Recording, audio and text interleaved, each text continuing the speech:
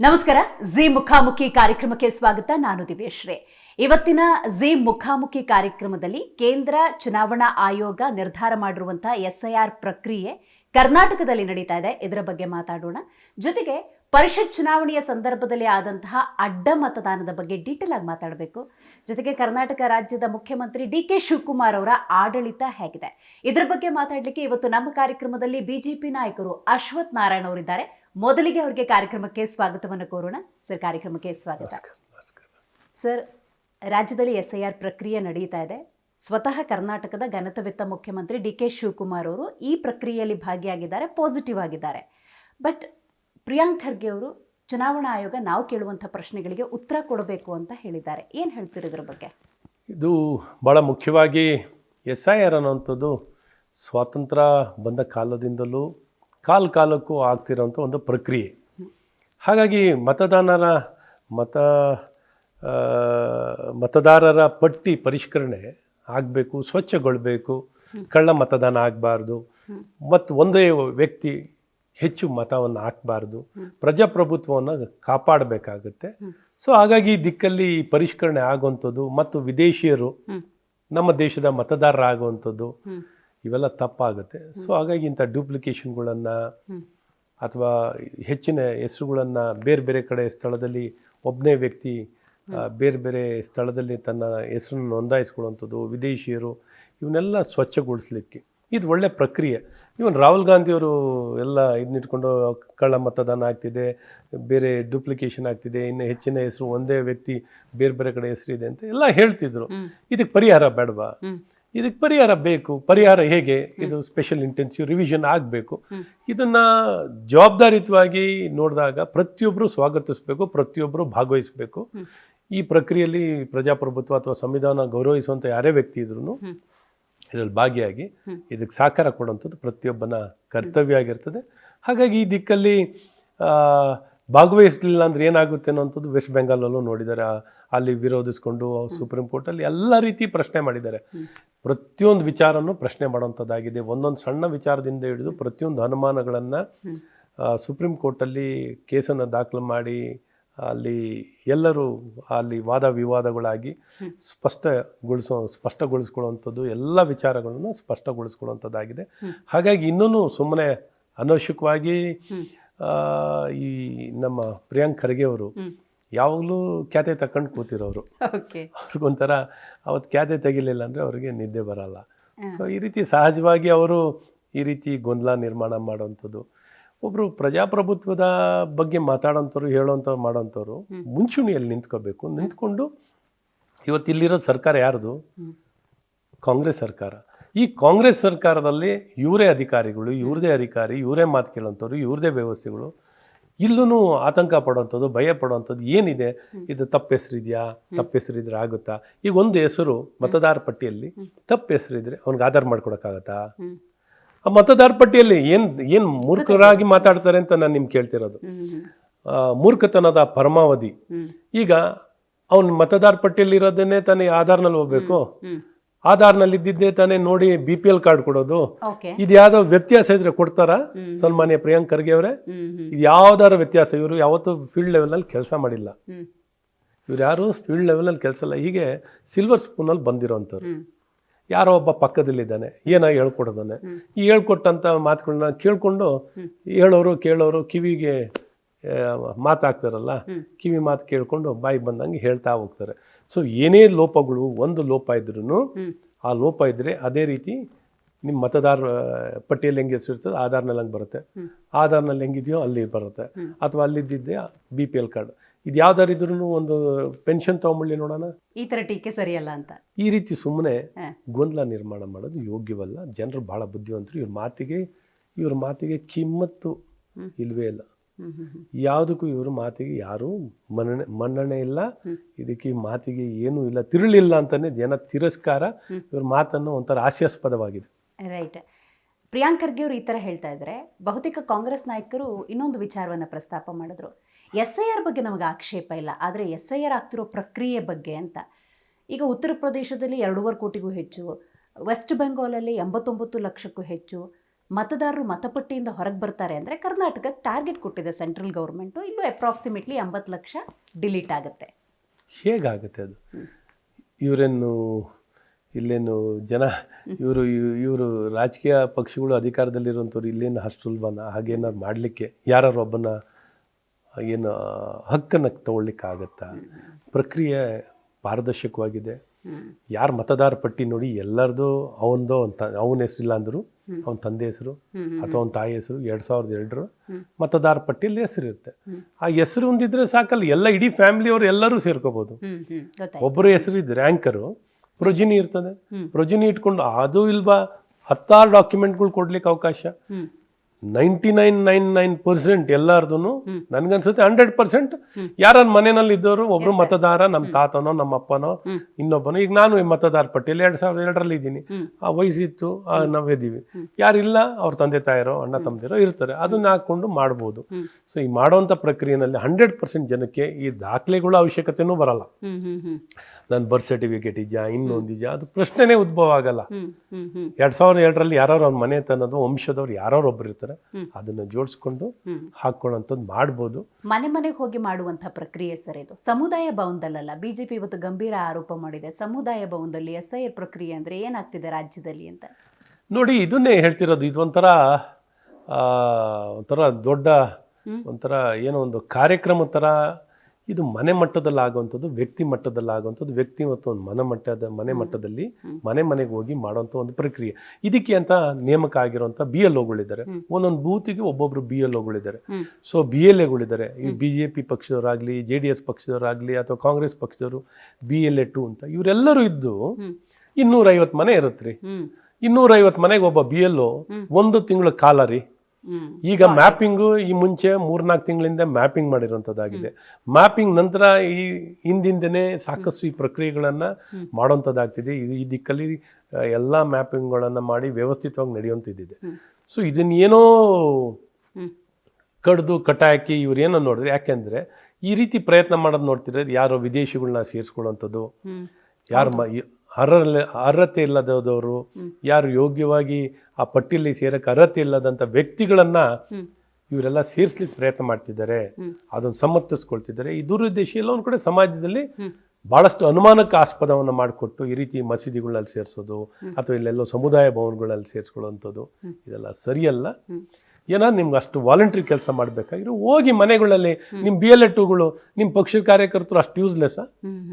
ಹೋಗಿ ಮನೆಗಳಲ್ಲಿ ಮಾಡಿ, ಹೋಗಿ ಕೆಲಸಗಳು ಮಾಡಿ. BLO ಇದ್ದಾರೆ, BLO ಮಾಡ್ತಾರೆ. BLO ಮಾಡೋದ್ರಲ್ಲಿ ಉತ್ತಮವಾಗಿಲ್ಲ ಅಂದ್ರೆ ಹೋಗಿ ನೀವು ಮನೆಯಲ್ಲಿ ಹೋಗಿ ಕೂತ್ಕೊಂಡು ಮಾಡಿಸಿ. ಸೊ ಎಲ್ಲರೂ ಜಾಗೃತಿಯನ್ನು ಮೂಡಿಸಿ. ಯಾರು ನಿಮ್ಗೆ ಈ ರೀತಿ ಸಮುದಾಯ ಭವನದಲ್ಲಿ ಸೇರಿಸುವಂಥದ್ದು ಮಾಡೋವಂಥದ್ದು ಸರಿಯಲ್ಲ ಅಂತ ಕಾನೂನಾತ್ಮಕವಾಗಿ ಅವಕಾಶ ಇಲ್ಲ. ಕಾನೂನಲ್ಲಿ ಅವಕಾಶ ಇಲ್ಲದೆ ಇದನ್ನ ನೀವು ಯಾಕೆ ಮಾಡ್ತೀರಾ, ಮಾಡಬೇಡಿ ಅಂತ ನಾವು ಈಗ ಆ ದಿಕ್ಕಿನಲ್ಲಿ ಇವಾಗಲೇ ಬಹಳ ಸ್ಪಷ್ಟವಾಗಿ ಎಲ್ಲ ಕಡೆ ನನ್ನ ಕ್ಷೇತ್ರದಲ್ಲಾಗಲಿ ಅಲ್ಲೂ ಹಿಂಗೆ ಮಾಡ್ತಾ ಇದ್ದಾರೆ. ಇಲ್ಲಿ ಬೇರೆ ಬೇರೆ ಕಡೆ ಎಲ್ಲ ಕಡೆ ಇದೇ ಪ್ರಯತ್ನಗಳು ನಡೀತಾ ಇದೆ. ಇದು ಸರಿಯಲ್ಲ ಅಂತ ನಾವು ಹೇಳಕ್ ಪ್ರಯತ್ನ ಮಾಡ್ತೀವಿ. ಗೃಹ ಜ್ಯೋತಿದು ಕೂಡ ಆಗ್ತಾ ಇದೆ. ಮತ್ತೆ ಗೊತ್ತಿದೆ 25 ಲಕ್ಷ ಜನ ಬಾಂಗ್ಲಾದೇಶಿಗಳು ಕರ್ನಾಟಕದಲ್ಲಿದ್ದಾರೆ. ಇಮ್ಯಾಜಿನ್ ಮಾಡಿ, 25 ಲಕ್ಷ ಜನ ಇಲ್ಲಿರೋರು ಮತದಾರರಾಗ್ಬಿಟ್ರೆ ಹೆಂಗಿರ್ತದೆ ಅಂತ ಯೋಚನೆ ಮಾಡಿ. SIR ಆಗ್ಲೇಬೇಕು ಹಂಗಾದ್ರೆ. ರೈಟ್. ಗೃಹ ಜ್ಯೋತಿದು ಸರ್ವೆ ಕೂಡ ಆಗ್ತಾ ಇದೆ ಸರ್. ಗೃಹ ಜ್ಯೋತಿ ಸರ್ವೆ ಆಗಬೇಕಾದ್ರೂ ಕೂಡ ಅಲ್ಲೊಂದಷ್ಟು ಪ್ರಶ್ನೆಗಳಿದ್ದಾವೆ. ಪ್ರಶ್ನೆಗಳನ್ನು ಕೇಳಬೇಕಾದ್ರೆ ಬಹಳ ಕುತೂಹಲ ಆಯಿತು. ಜಾತಿ ಯಾವುದು ಅನ್ನೋ ಪ್ರಶ್ನೆಗೆ ಉತ್ತರ ಕೊಡಬೇಕು. ಗೃಹ ಜ್ಯೋತಿಯ 200 ಯೂನಿಟ್ ಉಚಿತ ವಿದ್ಯುತ್ ಯೋಜನೆಗೂ ಅಲ್ಲಿರುವಂಥ ಜಾತಿ ಅನ್ನೋ ಕಾಲಮ್ಗೂ ತಾಳಮೇಳ ಆಗಲಿಲ್ಲ. ನೋಡಿ, ಗೃಹ ಜ್ಯೋತಿ ಅನ್ನೋಂಥದ್ದು ಯಾರೇ 200 ಯೂನಿಟ್ಗಿಂತ ಕಮ್ಮಿ ಬಳಕೆ ಮಾಡ್ತಿರೋರಿಗೆ ಫ್ರೀಯಾಗಿ ಕೊಡಬೇಕು. ಎಲ್ಲರಿಗೂ, ಕಾಕಾ ಪಾಟೀಲ್ಗೂ ಕೊಡಬೇಕು, ಮಾದೇವಪ್ಪನಿಗೂ ಕೊಡಬೇಕು, ಇನ್ನೊಬ್ರಿಗೂ ಕೊಡಬೇಕು ಅಂತ ಆಗಿರೋದು. ಈಗ ತಿರ್ಗಾ ಇದು ಯಾಕೆ ಪರಿಷ್ಕರಣೆ? ಯಾಕೆ ಈ ಪರಿಷ್ಕರಣೆಗಳು ಜಾತಿ ಆಧಾರಿತವಾಗಿ ಮಾಡುವಂಥದ್ದು, ಜಾತಿ ಕೇಳುವಂಥದ್ದು ಇವೆಲ್ಲ ಸರಿಯಲ್ಲ. ಸೊ ಇದನ್ನೆಲ್ಲ ನಿಲ್ಲಿಸಿ, ನೀವು ಇಲ್ಲಿ ತಾರತಮ್ಯ ಮಾಡ್ಲಿಕ್ಕೆ ಕೊಟ್ಟಿದ್ದೀರಾ. ಸಮಾಜನ ಹೊಡೆಯುವಂಥದ್ದು, ಹಿಂದೂ ಸಮಾಜವನ್ನು ಹೊಡಿಬೇಕು, ಹಿಂದೂ ಸಮಾಜವನ್ನು ವಿಭಜನೆ ಮಾಡಬೇಕು ಅನ್ನೋಂಥ ನಿಮ್ಮ ಭಾಳ ಸ್ಪಷ್ಟವಾಗಿರುವಂಥ ದುರುದ್ದೇಶ ಅನ್ನೋಂಥದ್ದು ಭಾಳ ಸ್ಪಷ್ಟವಾಗಿ ಇದ್ದು ಕಾಣುವಂಥದ್ದಾಗ್ತಿದೆ. ಇದನ್ನು ಈಗಲೇ ಈ ಕೂಡನೇ ನಿಲ್ಲಿಸ್ಬೇಕು ಅಂತ ನನ್ನ ಒತ್ತಾಯ. BJPಯ ನಿಲುವು ನನಗೆ ಕೆಲವೊಮ್ಮೆ ಕ್ಲಾರಿಟಿ ಸಿಗೋದಿಲ್ಲ ಸರ್. ರಾಜ್ಯದಲ್ಲಿ ಗ್ಯಾರಂಟಿ ಯೋಜನೆಗಳು ಅಂದಾಗ ಚೇಚೆ ಇದು ಸಾಧ್ಯ ಇಲ್ಲ, ರಾಜ್ಯದ ಬೊಕ್ಕಸ ಬರಿದಾಗುತ್ತೆ ಅಂತ ಹೇಳಿದವರು ನೀವೇ. ಈಗ ಅಲ್ಲೇನೋ ಪರಿಷ್ಕರಣೆ ಮಾಡ್ತಾರೆ ಅಂದಾಗ ಇದು ನೀವು ಅವತ್ತು ಕಾಕಾ ಪಾಟೀಲ್ಗೂ ಕೊಡಬೇಕು, ಮಹದೇವಪ್ಪಂಗೂ ಕೊಡಬೇಕು ಅಂತ ಹೇಳಿದ್ರೆ ಕೊಡಿ ಅಂತ ಹೇಳೋರು ನೀವೇ. ನನಗೆ ಇಲ್ಲಿ ಒಂದು ಕ್ಲಾರಿಟಿಯನ್ನು ಕೊಡ್ಬೋದಾ? ಭಾಳ ಮುಖ್ಯವಾಗಿ ನಾವು ಗ್ಯಾರಂಟಿ ಯೋಜನೆ ಬಗ್ಗೆ ಒಂದು ಸರ್ಕಾರದಲ್ಲಿ ಹಣಕಾಸಿನ ಪರಿಸ್ಥಿತಿ ಈ ಗ್ಯಾರಂಟಿ ಯೋಜನೆಯನ್ನು ನಡೆಸಲಿಕ್ಕೆ ಸಾಕಷ್ಟಿಲ್ಲ ಅನ್ನೋಂಥದ್ದು ಗೊತ್ತಿರುವಂಥ ವಿಚಾರ. ಎಲ್ಲ ಒಂದು ಕಡೆ ಎಲ್ಲೋ ತೆಗೆದು ಕತ್ತರಿಸಿ ಇನ್ನೊಂದು ಕಡೆ ಕೊಡೋವಂಥದ್ದಾಗುತ್ತೆ.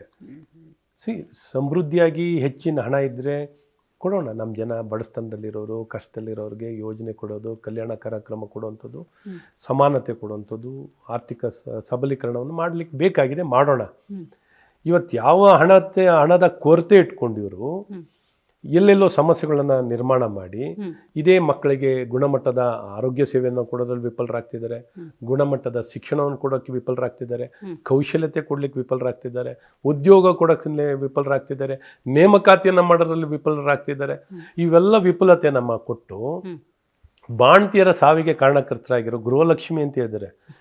ಗೃಹಲಕ್ಷ್ಮಿನೇ ಕೊಂದು ಇವ್ರು ಯಾರನ್ನ ಏನು ಮಾಡ್ಲಿಕ್ಕೆ ಕೊಟ್ಟಿದ್ದಾರೆ?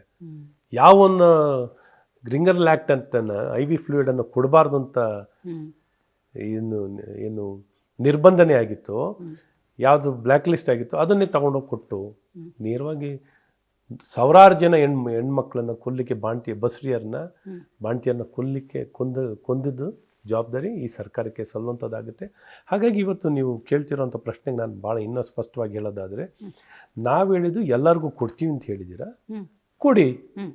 ತಾರತಮ್ಯ ಯಾಕೆ ಮಾಡ್ತೀರಾ? ಗೃಹಲಕ್ಷ್ಮಿನೇ ಎಲ್ಲರಿಗೂ ಕೊಡ್ತೀನಿ ಅಂತ ಹೇಳಿದ್ದೀರಾ, ಕೊಡಿ. ಗೃಹ ಜ್ಯೋತಿ ಕೊಡ್ತೀನಿ ಅಂತ ಹೇಳಿದ್ದೀರಾ, ಕೊಡಿ. ಕರ್ನಾಟಕದಲ್ಲಿ ಯಾರೇ ದುಡಿತಾ ಇದ್ರು ಅವ್ರು ಕೊಡ್ತೀನಿ ಅಂತ ಹೇಳಿದ್ದೀರಾ, ಕೊಡಿ.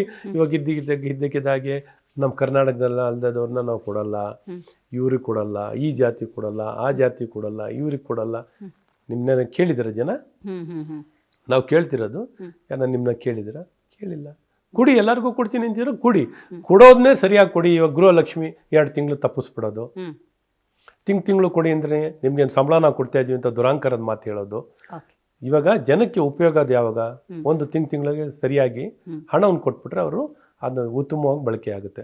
ಯಾವತ್ತೋ ಹೇಗೋ ಬಂದರೆ ಅದೇನಾಗುತ್ತೆ ಅಂದರೆ ಸುಮ್ಮನೆ ಏನೋ ಒಂದು ಬಳಕೆ ಜನಕ್ಕೆ ಕಷ್ಟ, ಏನು ಯಾವುದು ಬೇಕಾದ್ರೂ ಬೇರೆ ಬೇರೆ ಆದ್ಯತೆ ಇಲ್ಲದೆ ಬಳಕೆ ಆಗುವಂಥದ್ದಾಗುತ್ತೆ. ಆದ್ಯತೆ ಇಟ್ಕೊಂಡು ಒಂದು ಸ್ವಲ್ಪ ಯೋಜನೆ ಮಾಡಿ ಬಳಕೆ ಆಗುವಂಥ ರೀತಿಯಲ್ಲಿ ಆದರೆ ಒಳ್ಳೆಯದಾಗುತ್ತೆ ಅಂತ ನಾವೆಲ್ಲ ಒತ್ತಾಯವನ್ನು ಮಾಡಿರೋದು. ನಾವು ಯಾವತ್ತೂ ಗ್ಯಾರಂಟಿ ಯೋಜನೆ ವಿರುದ್ಧವಾಗಿ ನಾವು ಹೇಳಿರುವಂಥದ್ದಿಲ್ಲ. ಗ್ಯಾರಂಟಿ ಬಗ್ಗೆ ನಮಗೇನು ತಾತ್ಸಾರ ಇಲ್ಲ. ಆದರೆ ಜವಾಬ್ದಾರಿತ್ವಾಗಿ ಕೊಡಿ ಅಂತ ಅಷ್ಟೇ. ಜವಾಬ್ದಾರಿತ್ವಾಗಿ ನಡಿಬೇಕು. ಸಾಲದ ಸುಳಿವಿನಲ್ಲಿ ಸರ್ಕಾರನ ಸಿಗಿಸಿ ಇವ್ರು ಬರೀ ಮತವನ್ನು ಪಡೆಯೋಕ್ಕೆ, ಇವರು ಜನರಿಗೋಸ್ಕರ ಕಾಳಜಿ ಇಟ್ಟು ಕೊಟ್ಟಿರೋದಲ್ಲ ಗ್ಯಾರಂಟಿ. ಇವ್ರು ಚುನಾವಣೆ ಗೆಲ್ಲೋಕ್ಕೋಸ್ಕರ ಗ್ಯಾರಂಟಿ ಯಾವ ಕೊಡಬೇಕು? ಎಲ್ಲ ಇವ್ರು ಚುನಾವಣೆ ಗೆದ್ದು ಜನಪರವಾಗಿ ನಾವೇನೋ ಮಾಡಬೇಕು, ಜನರಿಗೋಸ್ಕರ ಮಾಡ್ತಾ ಇದ್ದೀವಿ, ಜನರು ಶ್ರೇಯಸ್ಸಿಗೋಸ್ಕರ ಮಾಡ್ತಿದ್ವಿ ಅಂದರೆ ನೋಡಪ್ಪ ನಿಸ್ವಾರ್ಥವಾಗಿ ಜನರು ಗಮನ ಇಟ್ಕೊಂಡು ಕೆಲಸ ಮಾಡಿದ್ದಾರೆ ಅಂತ ಮೆಚ್ಚುಗೆನ ವ್ಯಕ್ತಪಡಿಸ್ಬೋದಿತ್ತು. ಇವ್ರು ಹಾಗಲ್ಲ, ಮತವನ್ನು ಪಡಿಲಿಕ್ಕೋಸ್ಕರ ಮಾಡೋದಂಥ ಯೋಜನೆ ಆಗಿತ್ತು. Got it sir. SIR ಬಗ್ಗೆ ಮತ್ತೊಂದಷ್ಟು ಪ್ರಶ್ನೆ ಅನ್ನೋದಾದರೆ, ಕಾಂಗ್ರೆಸ್ನವರು ಕೇಳ್ತಿರೋದು ಚುನಾವಣಾ ಆಯೋಗಕ್ಕೆ ಪ್ರಶ್ನೆಯನ್ನು, ಹಲವಾರು ಪ್ರಶ್ನೆಗಳು ಇಟ್ಕೊಂಡಿದ್ದಾರೆ, ಕನ್ಫ್ಯೂಷನ್ ಇಟ್ಕೊಂಡಿದ್ದಾರೆ. ಆ ಗೊಂದಲಗಳಿಗೆ ಉತ್ತರ ಪಡ್ಕೊಳ್ಳುವಂಥ ಅವರ ಪ್ರಯತ್ನಕ್ಕೆ BJPನೇ ಉತ್ತರ ಕೊಡುತ್ತೆ. ಉತ್ತರ ನೋಡಿ, ಈಗ ಕ್ಯಾಂಪೇನ್ ಮಾಡ್ತಿದ್ದಾಗ ನಾವು ಸಮಾಜದ ಮಧ್ಯದಲ್ಲಿ ನಾವು ಜವಾಬ್ದಾರಿತ್ವದಂಥ ಪ್ರತಿಪಕ್ಷ. ನೋಡಿ, ಇವರು ಸರ್ಕಾರ ಇರೋರು. ಸರ್ಕಾರ ಯಾರನ್ನು ಬ್ಲೇಮ್ ಮಾಡ್ತಾ ಇದ್ದೀರಾ? ಈಗ ಮತದಾರ ಪಟ್ಟಿಯನ್ನು ಮತದಾರನ್ನ ಹೆಸರು ಸೇರಿಸೋದು, ನೋಂದಾಯಿಸೋದು, ಹೆಸರು ಎಂಟ್ರಿ ಮಾಡೋದು ಕೆಲಸ ಯಾರ್ದು? ಇದೇ ಸರ್ಕಾರಿ ಅಧಿಕಾರಿಗಳದ್ದೇ. ಎಲ್ಲ ಕಸ್ಟೋಡಿಯನ್ ಆಗಿರ್ಬೋದು ಎಲೆಕ್ಷನ್ ಕಮಿಷನ್, ಬಟ್ ಈ ಪ್ರಕ್ರಿಯೆಯಲ್ಲಿ ಭಾಗವಹಿಸೋರೆಲ್ಲ ಈ ಸರ್ಕಾರಿ ನೌಕರರುಗಳು. ಸೊ ಯಾರನ್ನ ಏನು ದೋಷಿಸ್ತಿದ್ದೀರಿ, ಏನು ಮಾಡ್ತಿದ್ದೀರಿ? ಇವಾಗ ಸರಿ ಇಲ್ಲ, ಸರಿ ಮಾಡ್ಕೊಳ್ಳಿ. ಇವಾಗ ಅವ್ರ ಹೆಸರಿದೆ, ವಯಸ್ಸಿದೆ, ಅಡ್ರೆಸ್ ಇದೆ, ತಂದೆ ಹೆಸರಿದೆ, ಸನ್ ಆಫ್ ಇದೆ, ಪಾರ್ಟ್ ನಂಬರ್ ಇರ್ತದೆ. ಇದು ಒಂದೇನಾ? ಹಾಗಿರ ಇದಕ್ಕೆಲ್ಲ ಲಿಂಕಿಂಗ್ ಆಗಿರುವಂಥ ಎಲ್ಲ ಹೆಸರುಗಳು ಒಂದೇ ಹೆಸರಿದೆ, ಎಷ್ಟು ಹೆಸರಿದೆ?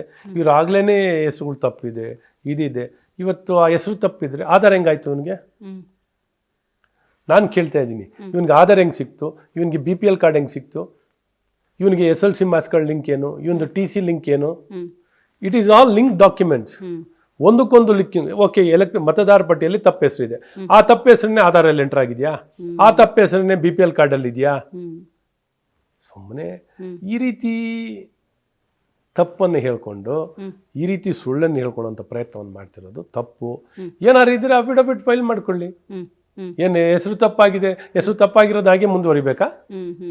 ಸ್ಪೆಲ್ಲಿಂಗ್ ತಪ್ಪ ಅದನ್ನು ಎಲೆಕ್ಷನ್ ಕಮಿಷನರ್ ಇದನ್ನು ಹೇಳ್ಕೊಂಡು ಕೂತಿರ್ಬೇಕು. ಇವ್ರಿಗೆ ಬೆಳಗ್ಗೆದ್ದು ಇವ್ರಿಗಂತೂ ಬೇಕಾಬಿಟ್ಟಿ ಮಾತಾಡೋ ಅಂಥವ್ರಿಗೆ ಎಲ್ಲದಕ್ಕೂ ಉತ್ತರ ಕೊಡ್ತಾರೆ. ಅವ್ರೇನು ಉತ್ತರ ಕೊಡೋದ್ರಲ್ಲಿ ಯಾವತ್ತೂ ಹಿಂದೆ ಸರಿಯಲ್ಲ. They are responsible agency. ಇವತ್ತಿಷ್ಟು ಪಾರದರ್ಶಕವಾಗಿ ಉತ್ತಮವಾಗಿ ಕೆಲಸ ಮಾಡ್ತಿದ್ದಾರೆ. ಇವರು ಸುಮ್ಮನೆ ಏಕಾಏಕಿ ಸುಮ್ಮನೆ ದೋಷಣೆ ಮಾಡುವಂಥ ಕೆಲಸಗಳನ್ನು ಮಾಡ್ತಿರೋವಂಥದ್ದು ಕಾಂಗ್ರೆಸ್ಸಿನ ಸಂಸ್ಕೃತಿ. ರೈಟ್. ರೀಸೆಂಟ್ ಡೆವಲಪ್ಮೆಂಟು ಸರ್ ಮತ್ತೊಂದು 52 ಪ್ರಕರಣಗಳನ್ನು ಸಂಪುಟದಲ್ಲಿ ವಾಪಸ್ ತಗೊಂಡಿದ್ರು. ಹೈಕೋರ್ಟ್ ಬಹಳ ಮುಖ್ಯವಾಗಿ ಹೇಳಿದೆ, ಇಂಥ ಪ್ರಕರಣಗಳು ವಿಶೇಷವಾಗಿ ಕ್ರಿಮಿನಲ್ ಏನಂತಿತ್ತು, ರೈತ ಹೋರಾಟಗಳನ್ನು ಮತ್ತು ಕನ್ನಡ ಪರ ಹೋರಾಟಗಳನ್ನು ಹೊರತುಪಡಿಸಿ ಅವು ಕಾನೂನಾತ್ಮಕವಾಗಿ ಏನಿದೆ ಆ ಪ್ರಕ್ರಿಯೆಗಳು ಪೂರ್ಣಗೊಳ್ಳಲೇಬೇಕು ಅಂತ ಹೇಳಿದೆ. ಏನು ಹೇಳ್ತಾರೆ ಇದ್ರ ಬಗ್ಗೆ?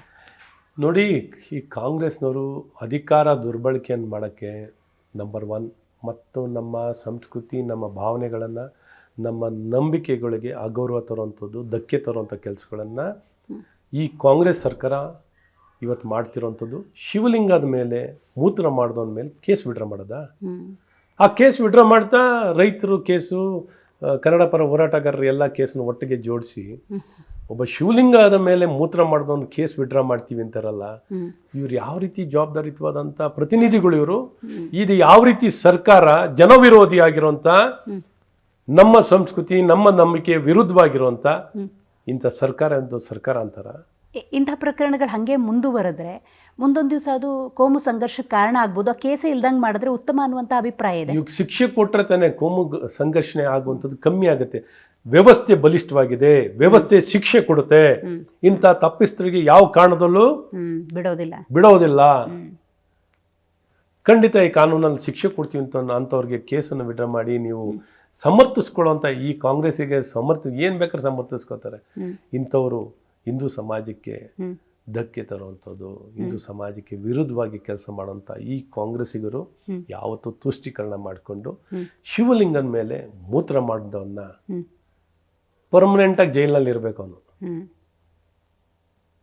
ಪರ್ಮನೆಂಟಾಗಿ ಜೈಲಲ್ಲಿ ಇರಬೇಕು. ಈ ರೀತಿ ಭಾವನೆಗಳನ್ನ, ನಮ್ಮ ನಂಬಿಕೆ, ನಾವು ಪೂಜಿಸುವಂಥ ದೇವ್ರ ಮೇಲೆ ಮೂತ್ರ ಮಾಡ್ತಾನಲ್ಲ, ಅದನ್ನು ಸಮರ್ಥಿಸ್ಕೋತಾರಲ್ಲ, ಅದಕ್ಕೆ ಗಲಭೆ ಮಾಡ್ತಾರಲ್ಲ, ಅಂಥವ್ರಿಗೆ ಏನು ಮಾಡ್ಬೇಕು ನೀವು? ರೈಟ್. ಏನು ಸರ್, ರಾಜ್ಯದಲ್ಲಿ ಇದು ಬೇರೆ ಧರ್ಮದ ಮೇಲೆ ಮಾಡಿದ್ರೆ ಹಿಂಗೆ, ಅವ್ರ ನಂಬಿಕೆ ಮೇಲೆ ಈ ರೀತಿ ಬೇರೆಯವ್ರು ಮಾಡಿದ್ರೆ ಹೇಗಿರುತ್ತೆ? ರೈಟ್. ಇನ್ನು ರಾಜ್ಯದಲ್ಲಿ ಸರ್ ಸಚಿವ ಸಂಪುಟ ಇನ್ನೂ ಇಲಾಖೆಗಳಿಗೆ ಸಚಿವರಂತ ಯಾರೂ ಕೂತ್ಕೊಂಡಿಲ್ಲ. ರಾಜ್ಯದ ಆಡಳಿತ ವ್ಯವಸ್ಥೆ ಬಗ್ಗೆ ನಿಮ್ಮ ಅಭಿಪ್ರಾಯ ಏನು? ಈಗಿನ ಸ್ಟಾರ್ಟ್ ಮಾಡ್ಕೊಂಡಿದ್ದಾರೆ. ಈಗಾಗಲೇ 3 ವರ್ಷ ನೋಡಿದ್ದೀವಿ, ಮುಂಚೆಯಿಂದನೂ ಕಾಂಗ್ರೆಸ್ನ ನೋಡಿದ್ದೀವಿ. ಕಾಂಗ್ರೆಸ್ ಅಂದರೆ ಭ್ರಷ್ಟಾಚಾರ ಅಂದರೆ ಕಾಂಗ್ರೆಸ್ಸು. ಸೊ ದುರಾಡಳಿತ, ಅಭಿವೃದ್ಧಿ ಕುಂಠಿತವಾಗಿರುತ್ತೆ. ಆಡಳಿತ ಅಂತೂ ಮಾಡೋದ್ರಲ್ಲಿ ಇವರು ಸಂಪೂರ್ಣ ವಿಫಲರಾಗುವಂಥವ್ರು. ಭ್ರಷ್ಟಾಚಾರದಲ್ಲಿ ಭ್ರಷ್ಟಾಚಾರನ ಸಮರ್ಥಿಸ್ಕೊಳ್ಳುವಂಥವ್ರು, ತುಷ್ಟೀಕರಣ ರಾಜಕಾರಣವನ್ನು ಮಾಡುವಂಥವ್ರು, ಅಭಿವೃದ್ಧಿ ಸಂಪೂರ್ಣ ಕುಂಠಿತವಾಗುವಂಥದ್ದು. ಇದೆಲ್ಲ ಕಾಂಗ್ರೆಸ್ಸಿನ ಏನು ವಿಶಿಷ್ಟತೆಗಳು. ಹಾಗಾಗಿ ಈಗಿನ ಹೊಸದಾಗಿ ಬಂದಿರುವಂಥ ಈ ಸರ್ಕಾರದಲ್ಲಿ ಏನನ್ನು ಬಯಸಕ್ಕಾಗತ್ತೆ ನೀವು? ಇದು ಇನ್ನೂ ಮುಂದುವರೆದ ಭಾಗ, ಇದು ಇನ್ನೂ ಮುಂದುವರೆದ ಭಾಗವಾಗಿ ಮುಂದುವರಿಯುವಂಥದ್ದಾಗುತ್ತೆ. ವಾರ 15ಕ್ಕೆ ನಮಗೆ ಸಬ್ಜೆಕ್ಟ್ಗಳು ಸಿಗ್ತಾನೆ ಇದ್ದೇವೆ ಸರ್. ವಿಶೇಷವಾಗಿ ನಾನು ಬಿಡದಿ ಬಗ್ಗೆ ಉಲ್ಲೇಖ ಮಾಡಲೇಬೇಕು. ಅಲ್ಲಿ ಫಲವತ್ತಾದ ಭೂಮಿ ಇದೆ, ಒಂದಷ್ಟು ಜನ ಕೊಡ್ತೀವಿ ಅಂತಾರೆ, ಒಂದಷ್ಟು ಜನ ಕೊಡಲ್ಲ ಅಂತಾರೆ. ಅಷ್ಟೇ ಚರ್ಚೆ ಆಗಬೇಕು, ರೈತರ ಜೊತೆ ಸರ್ಕಾರ ಮಾತಾಡಬೇಕು. ಬಟ್ ಇದು ಹೆಂಗಾಗಿದೆ ಅಂದರೆ DK ವರ್ಸಸ್ HDK, ಇಲ್ಲ JDS ವರ್ಸಸ್ ಕಾಂಗ್ರೆಸ್, ಈ ಥರ ಕಾಣಿಸ್ತಿದೆ. ನಂಗೆ BJP ಎಲ್ಲೂ ಕಾಣಿಸ್ಲಿಲ್ಲ ಸರ್. ಬಹಳ ಮುಖ್ಯವಾಗಿ ಇದ್ರ ಬಗ್ಗೆ ಹೇಳಬೇಕು ಅಂದರೆ, ಪ್ರಥಮವಾಗಿ ಈ ಹೋರಾಟ ಕೈಗೆತ್ಕೊಂಡಿದೆ ಭಾರತೀಯ ಜನತಾ ಪಾರ್ಟಿ. ರೈತರಲ್ಲಿ ಧ್ವನಿಯನ್ನು ಎತ್ತಿದ ತಕ್ಷಣವೇ ನಾವಲ್ಲಿ ಆ ಸ್ಥಳಕ್ಕೆ ಧಮಿಸಿ ಅವ್ರ ಜೊತೆ ಮಾತುಕತೆಯನ್ನು ಮಾಡಿ, ನಮ್ಗೆ ಮೊದಲನೇದಾಗಿ ಅವ್ರ ಮೊದಲನೇ ಬೇಡಿಕೆ ಇಟ್ಟಿದ್ದಂಥದ್ದು ನಮಗೆ ಫೇರ್ ಕಾಂಪೆನ್ಸೇಷನ್ ಆ್ಯಕ್ಟನ್ನ ಅನುಷ್ಠಾನ ಆಗಬೇಕು ಅಂತ ಕೇಳಿದ್ವಿ. ಫೇರ್ ಕಾಂಪೆನ್ಸೇಷನ್ ಆ್ಯಕ್ಟನ್ನು ಆಗ ಈಗ ಫೇರ್ ಕಾಂಪೆನ್ಸೇಷನ್ ಆ್ಯಕ್ಟನ್ನು ಅಲ್ಲಿ ಅನುಷ್ಠಾನ ಮಾಡ್ತೀವಿ, ಆ ಪ್ರಕಾರವಾಗಿ ನಮ್ಮ ಪರಿಹಾರ ಕೊಡ್ತೀನಿ ಅಂತ ಸರ್ಕಾರ ಹೇಳಿರಲಿಲ್ಲ. ರಿಹ್ಯಾಬಿಲಿಟೇಷನ್ ಮಾಡ್ತೀನಿ, ಲೈವ್ಲಿಹುಡ್ ಕೊಡ್ತೀನಿ, ಲೈವ್ಲಿಹುಡ್ಡು, ರಿಹ್ಯಾಬಿಲಿಟೇಷನು, ಈ ರೀತಿ ಫೇರ್ ಕಾಂಪೆನ್ಸೇಷನ್ ಆ್ಯಕ್ಟನ್ನು ಅನುಷ್ಠಾನ ಎಲ್ಲೂ ಮಾಡಿರಲಿಲ್ಲ. ಸೊ ಅದನ್ನು ಮಾಡಬೇಕು ಅಂತ ಅಲ್ಲಿ ಕೇಳ್ತಾ ಇದ್ರು. ನಾವು ಖಂಡಿತ ಆ ವಿಚಾರನ ಕೈಗೆತ್ಕೊಂಡು ಅದನ್ನು ಮಾತಾಡೋಂಥದ್ದು. ಮತ್ತು ವೆಟ್ಲ್ಯಾಂಡ್ಸನ್ನು ಯಾವುದೇ ಕಾರಣದಲ್ಲೂ ವೆಟ್ಲ್ಯಾಂಡನ್ನು ಯಾವುದೇ ಅಭಿವೃದ್ಧಿಗೆ ಬಳಕೆ ಮಾಡಲಿಕ್ಕೆ ಅವಕಾಶ ಇಲ್ಲ. ಸೊ ಇಷ್ಟು ಸ್ಪಷ್ಟವಾಗಿ ಮಾತಾಡುವಂಥ ಕೆಲಸಗಳನ್ನು ನಾವು ಮಾಡಿದೋ. ಆ ಪ್ರಕಾರವಾಗಿ ಇವರು ಫೇರ್ ಕಾಂಪೆನ್ಸೇಷನ್ ಆ್ಯಕ್ಟನ್ನು ತರುವಂಥದ್ದನ್ನ ಜಾರಿಗೆ ತಂದರು.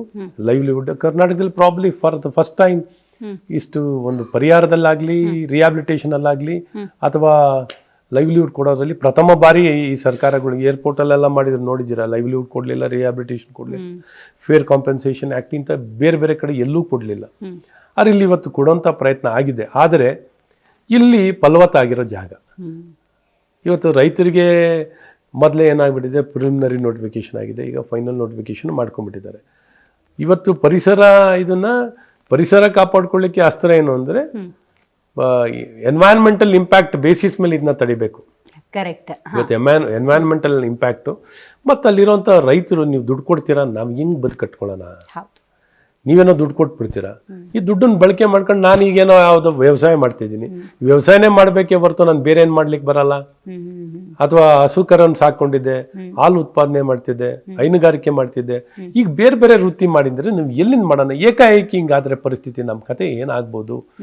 ಸೂಕ್ತವಾಗಿ ಪ್ರತಿಯೊಬ್ಬರಿಗೂ ಇದು ರಿಹ್ಯಾಬಿಲಿಟೇಷನ್ ಆಗುವಂಥದ್ದು, ಒಂದು ಜವಾಬ್ದಾರಿಯುತವಾಗಿ ರಿಹ್ಯಾಬಿಲಿಟೇಷನ್ ಮಾಡುವಂಥದ್ದು, ಮಾತುಕತೆ ಮಾಡುವಂಥದ್ದು, ಸಮಾಲೋಚನೆಗಳು ಮಾಡುವಂಥದ್ದು, ಅಲ್ಲೆಲ್ಲ ಒಂದು ಕಡೆ ಎಂಗೇಜ್ಮೆಂಟೇ ಇಲ್ಲ.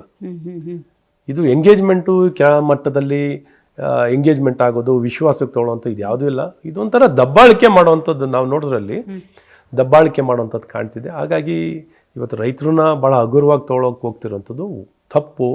ಅಭಿವೃದ್ಧಿನೂ ಆಗಬೇಕು, ಆದ್ರೆ ಅದೇ ಸಂದರ್ಭದಲ್ಲಿ ಇವ್ರು ಹಿತ ಕಾಪಾಡುವಂಥದ್ದು ಆಗಬೇಕು. ಇವತ್ತು ಅಭಿವೃದ್ಧಿ ಮಾಡ್ತೀವಿ ಅಂತ ಅವ್ರ ಹಿತ ಕಾಪಾಡ್ದೇನೂ ಕೂತ್ಕೊಳ್ಳೋಕ್ಕೂ ತಪ್ಪಾಗುತ್ತೆ. ಸೊ ಇದನ್ನು ಜವಾಬ್ದಾರಿಯುತವಾಗಿ ಜನರ ಸರ್ಕಾರ, ಜನಪರವಾಗಿರೋಂಥ ಸರ್ಕಾರಗಳು ಜನಪರವಾಗಿ ಆಡಳಿತ ಕೊಡಬೇಕು. ಇದೇನೋ ಒಂಥರ ಆ ಮನಸ್ಥಿತಿ ಇಲ್ಲಿ ಕಾಣ್ತಿಲ್ಲ. ಹಾಗಾಗಿ ಬಹಳ ನೋವಿನಲ್ಲಿದ್ದಾರೆ ಜನ. ಹೇಳಬೇಕು ಅಂದರೆ ರೈತರು ಬಹಳ ನೊಂದಿದ್ದಾರೆ. ಇದು ದೊಡ್ಡ ಹ್ಯೂಜ್ ಸೆಟ್ ಬ್ಯಾಕ್. ಎಸ್, ಖಂಡಿತ ಅದ್ರ ಬಗ್ಗೆ ಎರಡನೇ ಮಾತಿಲ್ಲ. ಅವ್ರ ಜೊತೆ ನಿಲ್ತೀವಿ, ಆ ಸಬ್ಜೆಕ್ಟನ್ನು ತೊಳ್ತೀವಿ. ರೈಟ್. ಜನ ಮತ್ತು ಹಿತ ಅನ್ನುವಂಥ ಪದಪ್ರಯೋಗ ಮಾಡಿದ್ರಿಂದ ಸರ್, ಪ್ಲಸ್ ಇದ್ದಾಗ ಮೈನಸ್ ಡೆಫಿನೆಟ್ಲಿ ಇದ್ದೇ ಇರುತ್ತೆ. ಡಿ ಕೆ ಶಿವಕುಮಾರ್ ಅವರು ಆ್ಯಕ್ಟಿವ್ ಆಗಿದ್ದಾರೆ ಕರ್ನಾಟಕದ ಮುಖ್ಯಮಂತ್ರಿಯಾಗಿ. ಇನ್ನೊಬ್ಬ ಆ್ಯಕ್ಟಿವ್ ಆಗಿರುವ ಮಿನಿಸ್ಟ್ರ್ ಯಾರು ಅಂತ ಹೇಳಿದ್ರೆ ಕೃಷ್ಣ ಬೈರೇಗೌಡರು. ಒಂದು 2-3 ದಿವಸದಿಂದ ನೀವು ಕೂಡ ಗಮನಿಸಿರ್ತೀರಿ, ಪಾದಚಾರಿ ಮಾರ್ಗಗಳಲ್ಲಿರುವಂತಹ ಅಂಗಡಿಗಳನ್ನು ಎಲ್ಲ ತೆರವು ಮಾಡ್ತಾ ಇದ್ದಾರೆ. ಯಾವತ್ತೂ ಆಗಬೇಕಾಗಿತ್ತು, ಈಗ ಆಗ್ತಾ ಇದೆ ಅನ್ನುವಂಥದ್ದು. ಅಟ್ ದ ಸೇಮ್ ಟೈಮ್ ಇನ್ನೊಂದು ಆಯಾಮದಲ್ಲಿ ನೋಡೋದಾದರೆ ಬೀದಿ ಬದಿ ವ್ಯಾಪಾರಿಗಳ ಬದುಕೇನಪ್ಪ ಅಂತ ಪರ್ಯಾಯ ವ್ಯವಸ್ಥೆ ಇಲ್ಲ, ಅದ್ರ ಬಗ್ಗೆ ಅಡ್ರೆಸ್ ಮಾಡ್ತಿಲ್ಲ. ಏನು ಮಾಡಬೇಕು ಅವರು? ನೋಡಿ, ಮುಖ್ಯವಾಗಿ ನಗರ ಬೆಳೆದಿದೆ, ಪಾದಚಾರಿ ಪ್ರಮುಖ ಆದ್ಯತೆ. ಅದು ಮಾಡಿರೋದು ಯಾತಕ್ಕೋಸ್ಕರ ನೋಡಿ, ಸೇಫ್ಟಿ ಆಡಿಟ್ನಲ್ಲಿ ನೋಡಿದಾಗ ಫುಟ್ಪಾತ್ ಇರೋದು ಪಾದಚಾರಿಗಳಿಗೆ. ಪಾದಚಾರಿ ಬಿಟ್ಟು ಇನ್ನೆಲ್ಲರೂ ಉಪಯೋಗಿಸ್ಕೊಂಡಿದ್ದಾರೆ. ಅದು ಸಂಪೂರ್ಣ ಸ್ಥಳ ದುರ್ಬಳಕೆ ಆಗಿದೆ. ಈಗ ಎಷ್ಟೋ ಮಾರ್ಕೆಟ್ಗಳು ನಿರ್ಮಾಣ ಆಗಿದೆ. ಇವಾಗ ನಗರದಲ್ಲಿ ಹೇಳಬೇಕು ಅಂದರೆ ಬೀದಿ ಬದಿ ವ್ಯಾಪಾರಿಗಳಿಗೆ ಆ ಕಾಲದಲ್ಲಿ, ಇವಾಗ ನಮ್ಮ ಮಲ್ಲೇಶ್ವರಂ ಮಾರ್ಕೆಟ್ ಆಗಿತ್ತು, ಓಲ್ಡ್ ಮಾರ್ಕೆಟು, ನ್ಯೂ ಮಾರ್ಕೆಟು, ಈಗ ಯಶವಂತಪುರ ಮಾರ್ಕೆಟು, ಇವೆಲ್ಲ ನಿರ್ಮಾಣ ಆಗಿದೆ. ಯಾರಿಗೋಸ್ಕರ? ಈ ಬೀದಿ ಬದಿ ವ್ಯಾಪಾರಿಗಳಿಗೋಸ್ಕರನೇ ಕೊಡೋಕೆ ಅಂತಾನೆ ಮಾಡಿರೋಂಥದ್ದು. ಇವತ್ತು ನೀವು ಫುಟ್ಪಾತಲ್ಲಿ ನೋಡಿ, ಎಲೆಕ್ಟ್ರಿಕ್ ಟ್ರಾನ್ಸ್ಫಾರ್ಮರ್ ಇಡಬಾರ್ದು ಅಂತ ಆಗಿರೋಂಥದ್ದಿದೆ. ಯಾವುದೇ ಒಂದು ಟಾಯ್ಲೆಟ್ ಕಟ್ಟಬಾರ್ದು ಅಥವಾ ಮಿಲ್ಕ್ ಕಿಯೋಸ್ಕ್ ಇಡಬಾರ್ದು, ಇನ್ನೊಂದು ಇಡಬಾರ್ದು, ಎಲ್ಲವನ್ನೂ ಪಾದಚಾರಿಗೇನೆ ಇರೋವಂಥದ್ದು. ಇವತ್ತು ಪಬ್ಲಿಕ್ ಟ್ರಾನ್ಸ್ಪೋರ್ಟೇಷನ್ ಅಲ್ಲಿ ಪ್ರತಿದಿನ 50 ಲಕ್ಷ ಜನ ಬಸ್ಸನ್ನು ಬಳಕೆ ಮಾಡ್ತಿದ್ದಾರೆ. ಆಯ್ತಾ? ಒಂದು 15 ಲಕ್ಷ ಮೆಟ್ರೋದಲ್ಲಿ ಬಳಕೆ ಮಾಡ್ತಿದ್ದಾರೆ. ಇವರೆಲ್ಲ ಹೇಗೆ ಬಳಕೆ ಮಾಡಬೇಕು? ಯಾವ ರೀತಿ ಹೋಗ್ಬೇಕು ಹೇಳಿ, ನನಗೂ ಒಂಚೂರು ಗೊತ್ತಾಗಬೇಕು. ಇವತ್ತು ರಸ್ತೆ ವಯಸ್ಸಾಗಿರೋ ವ್ಯಕ್ತಿಗಳು, ಹೆಣ್ಮಕ್ಳು, ಚಿಕ್ಕ ಮಕ್ಕಳು, ಸ್ಕೂಲ್ಗೆ ಹೋಗೋರು, ನೀವು ಏನು ಅವ್ರಿಗೇನು ರಕ್ಷಣೆ? ಮನೆ ಮಗು ಆಚೆ ಹೋಗಿರೋದು ಸುರಕ್ಷಿತವಾಗಿ ಬರಬೇಕಾ ಅಥವಾ ಒಬ್ಬ ವ್ಯಕ್ತಿ ಸುರಕ್ಷಿತವಾಗಿ ಬರಬೇಕಾ? ನೋಡಿ, ಇವತ್ತು ಇವರು ನಾಮಕಾವಸ್ಥೆಗೆ ಮಾಡ್ತಿದ್ದಾರೋ, ನಿಜಕ್ಕೂ ಮಾಡ್ತಿದ್ದಾರೋ, ಇವ್ರ ಕೈನಲ್ಲಿ ಆಗುತ್ತಾ? ನನಗೇನೋ ವಿಶ್ವಾಸ ಇಲ್ಲ. ನನ್ನ ಕೈನಲ್ಲಿ ಈ ಫುಟ್ಪಾತನ್ನು ಸಂಪೂರ್ಣವಾಗಿ ತೆರವುಗೊಳಿಸುವಂಥ ಶಕ್ತಿ ಇವ್ರ ಕೈನಲ್ಲಿ ಇಲ್ಲ ಅನ್ನೋದು ನನಗೆ. ಸಂಪೂರ್ಣ ಅಂದ್ರೆ ನೀವು ಶಿವಾಜಿನಗರ, ಕಾಕ್ಸ್ಟೋನು, ಫ್ರೇಸರ್ ಟೋನ್ ಎಲ್ಲ ಇನ್ಕ್ಲೂಡ್ ಮಾಡ್ತಿದ್ರೆ ಹೆಂಗೆ? ಎಲ್ಲವನ್ನೂ. ಅದಕ್ಕೇನು ಬೇರೆ ಬೇರೆ ಅಂತ ಪ್ರತ್ಯೇಕ ಅಂತಿದ್ಯಾ? ಇವತ್ತು ಒಂದು ವಿಚಾರವನ್ನು ಅಥವಾ ಒಂದು ಇಶ್ಯೂನ ಕೈಗೆತ್ಕೊಂಡಾದ್ಮೇಲೆ ಅದನ್ನು ಪರಿಣಾಮಕಾರಿಯಾಗಿ ಕಾರ್ಯರೂಪಕ್ಕೆ ತರಬೇಕು. ಸುಮ್ಮನೆ ಏನೋ ಒಂದು ಮಾಡ್ದಂಗೆ ಮಾಡ್ತಿದ್ದಾರೆ. ಯಶಸ್ವಿಯಾಗಿ ಮಾಡಿದ್ರೆ ನಂಗೆ ಭಾಳ ಸಂತೋಷ, ಅಭಿನಂದಿಸ್ತೀನಿ. ಅದ್ರ ಬಗ್ಗೆ ನನ್ನ ಎರಡನೇ ಮಾತಿಲ್ಲ. ಖಂಡಿತ ಪಾದಚಾರಿಗೆ ವಾಕೆಬಲ್ ಫುಟ್ಪಾತ್ ಕೊಡುವಂಥದ್ದು ಎಲ್ಲರ ಕರ್ತವ್ಯ. ಯಾಕೆ ಪ್ರಶ್ನೆ ಕೇಳಿದೆ ಅಂದರೆ ಸರ್, ಕೃಷ್ಣ ಬೈರೇಗೌಡರು ಈ ಪಾದಚಾರಿ ಮಾರ್ಗವನ್ನು ಪಾದಚಾರಿಗಳಿಗಾಗೆ ಬಳಕೆ ಆಗಬೇಕು ಅನ್ನುವಂಥ ಸದುದ್ದೇಶದಿಂದ ಮಾಡ್ತಿದ್ದಾರೆ. ಯಾಕಂದರೆ ಅವರೇ ಕೊಟ್ಟಂಥ ಸ್ಟ್ಯಾಟಿಸ್ಟಿಕ್ಸ್ ಪ್ರಕಾರ 300-400 ಜನ ರಸ್ತೆಯಲ್ಲಿ ಓಡಾಡಿ ತೀರು ಹೋಗ್ತಾ ಇದ್ರು. ಇಂಥ ಸಿಚುವೇಶನ್ ಇತ್ತು. ಹಾಗಾಗಿ ಪಾದಚಾರಿ ಮಾರ್ಗಗಳಿಗೆ ಇರಬೇಕು ಅಂತ. ಇದೇ ಒಂದು ನಿಯಮನ ನೀವು ಅಲ್ಪಸಂಖ್ಯಾತರಿರುವಂಥ ಏರಿಯಾಗಳ ಫುಟ್ಪಾತ್ ತೆರವು ಮಾಡೋದಕ್ಕೆ ಧೈರ್ಯ ತೋರಿಸ್ತೀರಾ ಅನ್ನೋ ಟೀಕೆ ಬಂತು. ನನಗೆ ಆ ಕ್ಲಾರಿಟಿ ಬೇಕಿತ್ತು ಅಂತ. ಅದಕ್ಕೆ ಹೇಳಿದ್ನಲ್ಲ, ಇವತ್ತು ಎಲ್ಲ ಕಡೆನೂ ಮಾಡೋಂಥದ್ದಾಗಬೇಕು.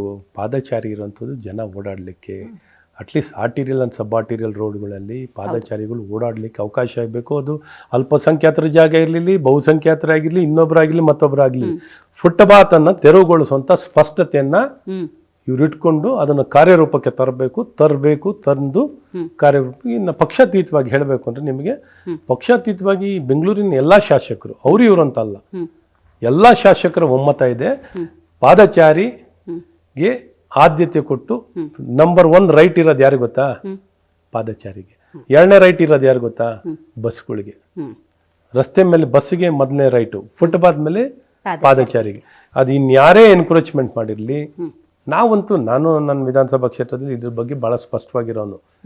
ಇದ್ರ ಬಗ್ಗೆ ಮಲ್ಲೇಶ್ವರದಲ್ಲೇ ಸಿಕ್ಕಾಬಟ್ಟೆ ಇತ್ತು ಸರ್. ಇತ್ತು, ಇಲ್ಲ ಅಂತ ಏನು ಹೇಳ್ತಿಲ್ಲ. ಈ ಸಂಪಿಗೆ ರೋಡಲ್ಲಿ ನಾವು ತೆರವುಗೊಳಿಸ್ಕೊಂಬರೋದು, ಇವರು ತಿರ್ಗಾ ಬರೋವಂಥದ್ದು. ತೆರವುಗೊಳಿಸುವಂಥದ್ದು ಕೇಳಿ, ನೀವು ಯಾರನ್ನಾರು ಒಬ್ಬರನ್ನ ಹೋಗಿ ಒಂದೇ ಒಂದು ವಿಚಾರದಲ್ಲಿ MLA ಅವರು ಇದಕ್ಕೆ ಬೆಂಬಲ ಕೊಟ್ಟಿದ್ದಾರೆ ಅಂತ ಒಬ್ಬನೇ ನೀವು ತೋರಿಸ್ಬಿಟ್ರೆ ನೀವು ಹೇಳಿದ್ ಕೇಳ್ತೀನಿ.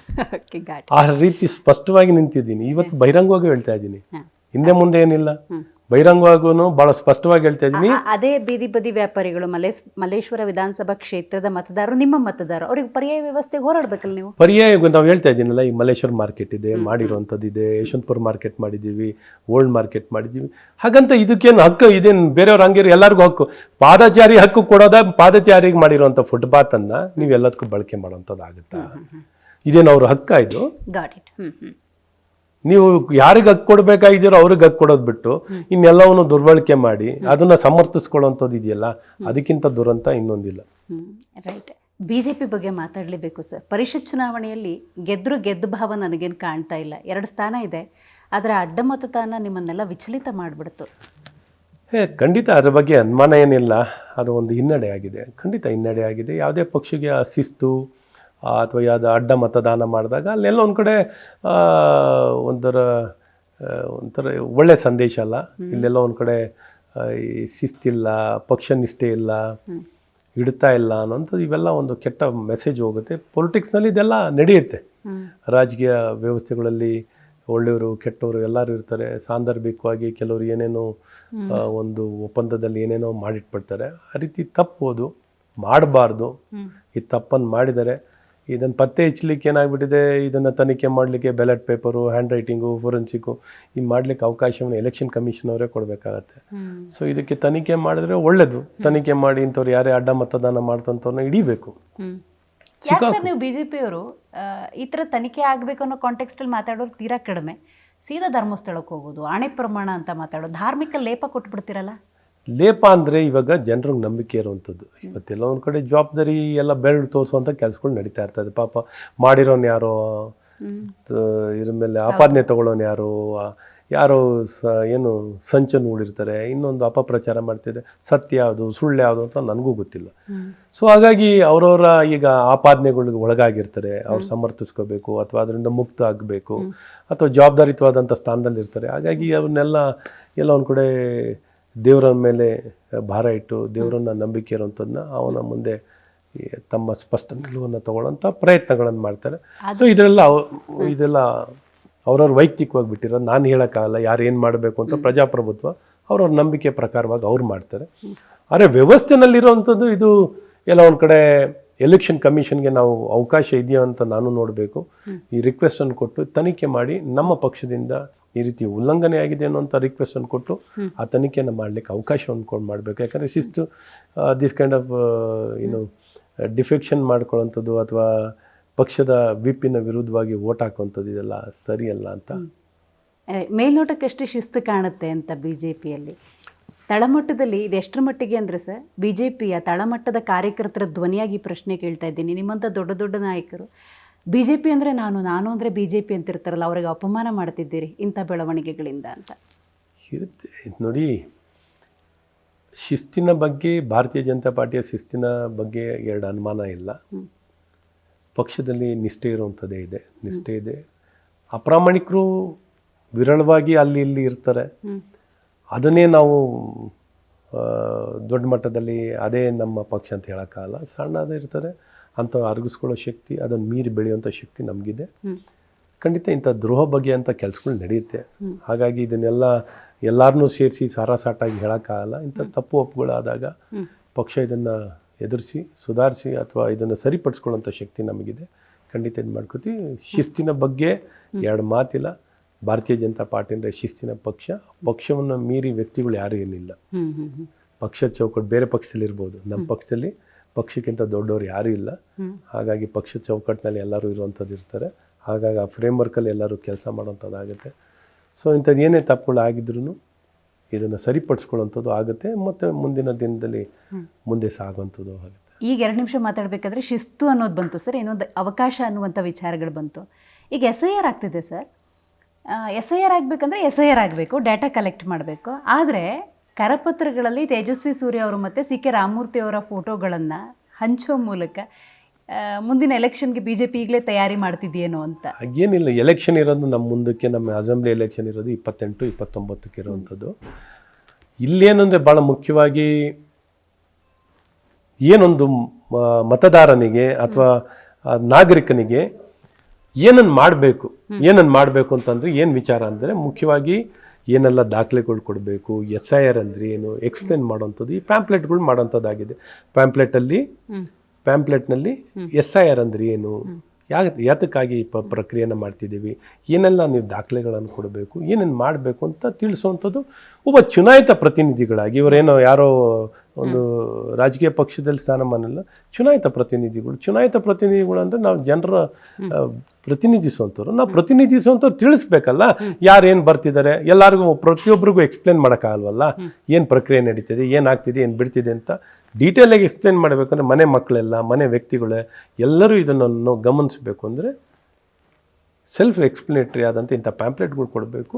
ಈ ಪ್ಯಾಂಪ್ಲೆಟ್ಗಳಲ್ಲಿ ನನ್ನ ಪ್ರಕಾರ ತಪ್ಪೇನಿಲ್ಲ ಅಂತ ಅನ್ಸುತ್ತೆ. ನನಗೆ ಗೊತ್ತಿರೋ ಪ್ರಕಾರ ಅದರಲ್ಲೇನು ತಪ್ಪು ಕಾಣುವಂಥದ್ದಿಲ್ಲ. ಏನಾದ್ರು ತಪ್ಪಿದ್ರೆ ಖಂಡಿತ ಅದನ್ನು ಮಾಡೋವಂಥದ್ದು ಪ್ರಶ್ನೆ ಇಲ್ಲ. ರೈಟ್. BJP ನಾಯಕರು ಇರೋದ್ರಿಂದಾಗಿ ಅಯೋಧ್ಯೆ ಬಗ್ಗೆ ಮಾತಾಡಿಲ್ಲ ಅಂದರೆ ಇನ್ಕಂಪ್ಲೀಟ್ ಆಗಿಬಿಡುತ್ತೆ ಸರ್. ಅಯೋಧ್ಯೆ, ಹುಂಡಿ ಕಳ್ತನ, ದೇವರ ದುಡ್ಡು, ರಾಮನ ದುಡ್ಡು, ರಾಮ ನಮ್ಮ ಭಾರತದ ಸನಾತನ ಧರ್ಮದ ಅಸ್ಮಿತೆ ಅಂದಾಗ ಪ್ರಧಾನಮಂತ್ರಿಯವ್ರು ಮಾತಾಡಲಿಲ್ಲ. ಏಕೆಂದರೆ ರಾಮ ಮಂದಿರ ಕಟ್ಟಬೇಕು ಅಂದವರು, ಕಟ್ಟಬೇಕಾದವರು, ಕಟ್ಟಿದವರು ಅವರು, ಎಲ್ಲ ಒಂದು ಕ್ರೆಡಿಟ್ ತಗೊಂಡಾಗ ಇಂಥ ಪ್ರಶ್ನೆಗಳಿಗೆ ಉತ್ತರ ಅವ್ರು ಕೊಡಲಿಲ್ಲ ಅಂದರೆ ಹೆಂಗೆ ಅಂತ ನೋಡಿ. ಭಾಳ ಮುಖ್ಯವಾಗಿ ಏನೊಂದು ಆಪಾದನೆ ಬಂದಾಗ ತಕ್ಷಣ ಉತ್ತರ ಪ್ರದೇಶದ ಸರ್ಕಾರ ಯೋಗಿ ಆದಿತ್ಯನಾಥ್ ಅವರು SIT ಕಾನ್ಸ್ಟಿಟ್ಯೂಟ್ ಮಾಡ್ತಾರೆ. ಏನು ಮುಚ್ಚಾಕಿಲ್ವಲ್ಲ, ಇದೇನು ಇಡೀ ಕೇಸ್ನೇನು ಮುಚ್ಚಾಕಕ್ಕೆ ಹೋಗಿರಲಿಲ್ಲ, ಅದನ್ನು ಏನು ಆಗಿಲ್ಲ ಅಂತ ಕವರಪ್ ಮಾಡೋಕ್ಕೆ ಹೋಗಿಲ್ಲ, ಅದನ್ನು ತನಿಖೆ ಮಾಡಿಸ್ತಾರೆ. ಈ ರೀತಿ ಇವತ್ತು ಯಾವ ಥರ ಮಾಡ್ತಾರೆ ಇವರು ಕಾಂಗ್ರೆಸ್ನವರು, ಈ ರೀತಿ ಅಚ್ಚುಕಟ್ಟಾಗಿ ತನಿಖೆನ ಮಾಡಿಸಿ ಯಾರೇ ತಪ್ಪಿಸ್ತಿರಿದ್ರು ಅವ್ರನ್ನ ಅರೆಸ್ಟ್ ಮಾಡೋವಂಥದ್ದು, ರೈಡ್ ಮಾಡೋವಂಥದ್ದು, ಇನ್ನೂ ತನಿಖೆ ಮುಂದುವರ್ಸ್ಕೊಂಡು ಹೋಗ್ತಿರೋವಂಥದ್ದು, ಮೂಲಕ್ಕೆ ಹೋಗ್ತಿರೋವಂಥದ್ದು, ಎಲ್ಲೇ ಏನೇ ನಡೆದಿರೋ ಘಟನೆ ಎಲ್ಲಿಗೆ ಬೇಕಾದ್ರೂ ರೀಚ್ ಆಗಿ ಬಹಿರಂಗಪಡಿಸ್ಲಿಕ್ಕೆ, ಯಾರು ತಪ್ಪು ಮಾಡಿದ್ರು ಅವ್ರ ಮೇಲೆ ಶಿಕ್ಷೆ ಕೊಡಲಿಕ್ಕೆ ಈ SIT ತನಿಖೆ ಆಗಿ ಈ ದಿಕ್ಕಿನಲ್ಲಿ ಕ್ರಮ ವಹಿಸುವಂಥದ್ದಾಗ್ತಿದೆ. ಪಾರದರ್ಶಕವಾಗಿ ಕ್ರಮವನ್ನು ತನಿಖೆ ವರದಿ ಆಚೆ ಬರಲಿ, ತನಿಖೆ ನಡೀತಿದೆ. ತನಿಖೆ ಮುಂಚೆನೇ ನಾವೇ ತನಿಖೆನ ವರದಿ ನೀಡೋಕ್ಕಾಗ್ತದೆ. ಈ ದಿಕ್ಕಲ್ಲಿ ಅವರ ನಡೆ ಮತ್ತು ಕ್ರಮಗಳು ಭಾಳ ಸ್ಪಷ್ಟವಾಗಿದೆ. ಎಲ್ಲೂ ಮುಚ್ಚಾಕುವಂಥದ್ದು ಏನು ನಡೀತಿಲ್ಲ. ಸೊ ಯಾರು ಇವಾಗ ವ್ಯಕ್ತಿಗಳು ಅಲ್ಲಿ ತೊಡಗಿರೋಂಥವ್ರು, ಕೌಂಟಿಂಗ್ನಲ್ಲಿ ತೊಡಗಿದಂಥವ್ರು ಔಟ್ಸೋರ್ಸ್ ವ್ಯಕ್ತಿಗಳು, ಬ್ಯಾಂಕಿಂದನೂ ಇದ್ದರು, ಬ್ಯಾಂಕಿಂದ ಏನು ಬ್ಯಾಂಕಿಗೆ ಇದು ಕೊಡೋವಂಥದ್ದಾಗಿತ್ತು, ಈ ಉಂಡಿ ಕಾಸನ್ನು ಕಲೆಕ್ಷನ್ ಮಾಡೋ ಇದು ಕೌಂಟಿಂಗ್ ಮಾಡೋವಂಥದ್ದಿದೆ. ಸೊ ಇನ್ನು ನನಗೂ ಸ್ಪಷ್ಟವಾಗಿ ಹೇಳಬೇಕು ಅಂದರೆ ಇನ್ನೇನು ನೀಟಾಗಿ ಯಾರ್ಯಾರಿಗೆ ಏನೇನು ಡ್ಯೂಟಿ ಅಸೈನ್ ಆಗಿತ್ತು, ಈ ಕೌಂಟಿಂಗ್ ಮಾಡೋರು ಯಾರು ಜವಾಬ್ದಾರಿ ತೊಗೊಂಡಿದ್ರು, ಇದನ್ನು ಡೆಪಾಸಿಟ್ ಮಾಡೋರು, ಈ ರೀತಿ ಎಲ್ಲ ಜವಾಬ್ದಾರಿಗಳನ್ನು ಏನು ಒಪ್ಪಂದಗಳಾಗಿತ್ತು ಆ ಬ್ಯಾಂಕು ಮತ್ತು ಇವ್ರ ಮಧ್ಯದಲ್ಲಿ ಅನ್ನೋಂಥದ್ದೆಲ್ಲ ನೋಡಿ ತನಿಖೆ ಆಗ್ತಿದೆ. ತನಿಖೆ ಆಗಲಿ. ಸರಿ, ಈಗ ರಾಜ್ಯದಲ್ಲೂ ಇಂಥದ್ದೇನಾದರೂ ಪ್ರಕರಣಗಳಾದಾಗ SIT ರಚನೆ ಆಗುತ್ತೆ. ಆವಾಗ ನೀವೇ ಕೊಟ್ಟಿರುವಂಥ ಕೆಲವೊಂದು ಲೈನ್, ಸಿದ್ದರಾಮಯ್ಯ ಇನ್ವೆಸ್ಟಿಗೇಟಿವ್ ಟೀಮ್ ಅಂತೀರಿ, ಅಲ್ಲಾಗೂ SITನ ಹೆಂಗೆ ಸರ್ ಅಕ್ಸೆಪ್ಟ್ ಮಾಡೋದು? ಇವಾಗ ಆ ದಿಕ್ಕಲ್ಲಿ ಇವಾಗೆಲ್ಲ ಅವ್ರನ್ನ ಬಂಧಿಸುವಂಥ ಕೆಲಸ ಮಾಡ್ತಿದ್ದಾರೆ. ಇವರು SITನ ದುರ್ಬಳಕೆ, ಇವರು ಸರ್ಕಾರದಲ್ಲಿ ದುರ್ಬಳಕೆ ಮಾಡ್ಕೊಳ್ಳೋಂಥದ್ದು ಆಗ್ತಿದೆ ಅಥವಾ ಇಲ್ಲಿ ಸರ್ಕಾರ ಸ್ವಯಂ ಪ್ರೇರಿತರಾಗಿ ಇವರೆಲ್ಲ ಕೇಳೋ ಮುಂಚೆನೇ ಅವರೇ ತನಿಖೆ ಮಾಡಿ ಇಂಥ ಕಂಪ್ಲೇಂಟನ್ನು ಇಂಥ ಆಪಾದನೆನ ಕೇಳೋ ಬಂದಿದ್ದ ತಕ್ಷಣನೇ ಈ ತನಿಖೆನ ಸ್ಟಾರ್ಟ್ ಮಾಡಿರೋಂಥದ್ದಿದೆ. ಸೊ ಹಾಗಾಗಿ ಕಾಂಪ್ರಮೈಸ್ ಆಗುವಂಥದ್ದು ಏನಿಲ್ಲ. ಇನ್ನೊಂದು ಏನು ಬೇಕಾದ್ರೆ ಅವರು ಕೋರ್ಟ್ ಮಾನಿಟರ್ಗೆ ಹೋಗ್ಬಿಟ್ಟು ಇನ್ನೂ ಕೋರ್ಟ್ ಮಾನಿಟರ್ ಬೇಕು ಅಂದರೆ ಮಾಡಿಕೊಳ್ಳಿ. ಇಡಿನೂ ಎಂಟ್ರಿ ಆಗ್ಬೋದು.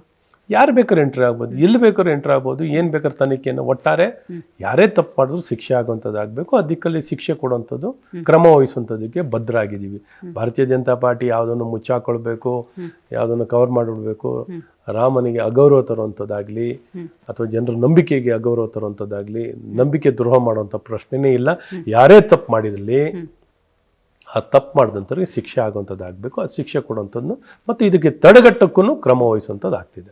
ರಾಜ್ಯದಲ್ಲಿ ಸರ್ ಕೊಲೆ, ಸುಲಿಗೆ, ದರೋಡೆ ಆಗೋದು, ಹಗಲೊತ್ತೆ ಆಗೋದು, ಹೆಣ್ಮಕ್ಳಿಗೆ ರಕ್ಷಣೆ ಇಲ್ಲ, ಈ ಥರ ಸಿಕ್ಕಾಪಟ್ಟೆ ಆಗ್ತಾ ಇದೆ.